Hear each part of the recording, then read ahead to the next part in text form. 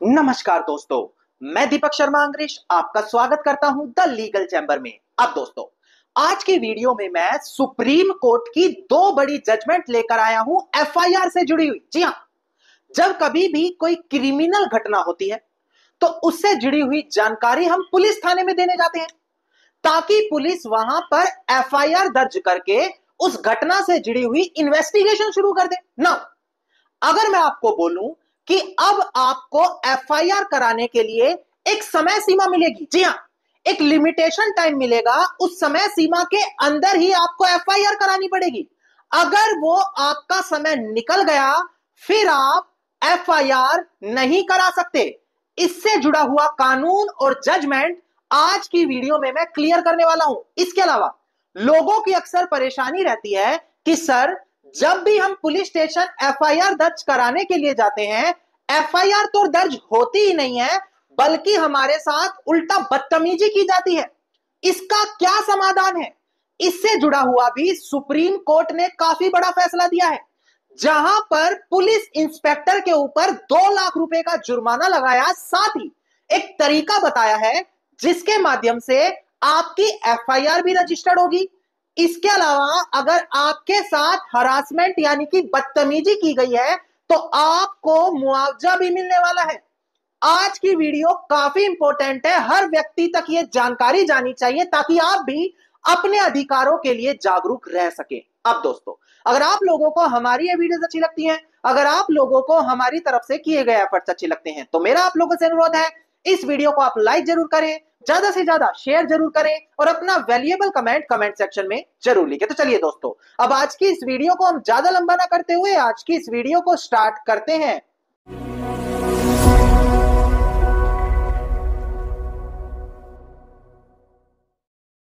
अब दोस्तों, सबसे पहले वीडियो की स्टार्टिंग में एक महत्वपूर्ण जानकारी मैं अपने सभी व्यूअर्स को दे दूं। देखिए, मैंने अपने सभी व्यूअर्स के लिए एक व्हाट्सएप चैनल बनाया है। सुप्रीम कोर्ट, हाई कोर्ट, इसके अलावा और भी लेटेस्ट अपडेट आती रहती है जो हम यहां पर वीडियो के माध्यम से हर एक जानकारी नहीं दे पाते। तो व्हाट्सएप चैनल पर जो भी लीगल अपडेट्स आ रही हैं, जो भी जजमेंट्स आ रही हैं, वो सभी जानकारी आपको बिल्कुल मुफ्त में दी जाएगी। अगर आप भी हमारे व्हाट्सएप चैनल से जुड़ना चाहते हैं तो इसी वीडियो के डिस्क्रिप्शन में आपको एक लिंक मिलेगा, मात्र उस लिंक पर आपको क्लिक करना है और आप भी हमारे साथ व्हाट्सएप पर जुड़ जाएंगे। नाउ हम बढ़ते हैं अपनी आज की इस वीडियो की ओर। देखिए दोस्तों, जब कोई भी अपराध होता है, जब कोई भी आपराधिक घटना होती है तो सबसे पहले कानून कहता है कि उसकी जानकारी आपको अपने नजदीकी थाने यानी कि पुलिस स्टेशन में देनी होती है।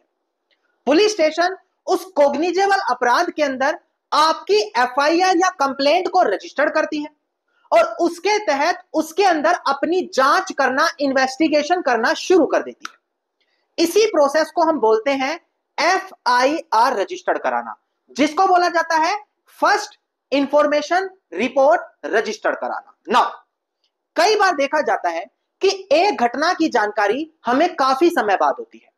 हमारे साथ कोई अपराध तो हुआ है पर हमसे वो छिपा लिया गया, इसलिए हमें पता ही नहीं लगा।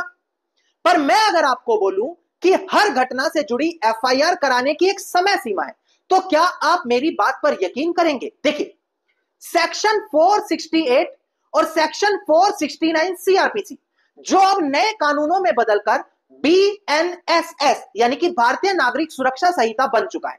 अगर आप इन दोनों सेक्शन को, सेक्शन 468 एंड सेक्शन 469 देखें तो वो बताता है कि अगर एक ऐसा अपराध है जिसमें सजा का प्रावधान नहीं है, केवल फाइन लगाया जाता है, तो उसकी जानकारी आपको पुलिस को 6 महीने के अंदर देनी है जब वो अपराध हुआ है। इसके अलावा अगर एक ऐसा अपराध है जिसमें 1 साल से कम की सजा है तो उस घटना की जानकारी आपको 1 साल के अंदर देनी होती है। और वहीं अगर एक ऐसा अपराध है जिसमें 3 साल से कम की सजा है तो वहां भी आपको 3 सालों के अंदर उस एफआईआर की जानकारी, उस घटना की जानकारी पुलिस अधिकारियों को देनी पड़ेगी ताकि वो इस समय सीमा के अंदर जो सेक्शन 468 सीआरपीसी में दिए हैं उसके तहत वहां पर एफआईआर को रजिस्टर्ड कर ले। अब यह तो आपको पता लग गया कि किस तरीके के अपराध में कितने दिनों के अंदर आपको पुलिस की जानकारी देनी होती है। कई बार लोगों को देरी से पता लगता है, अपराधी के बारे में बाद में पता लगता है, तो क्या होगा?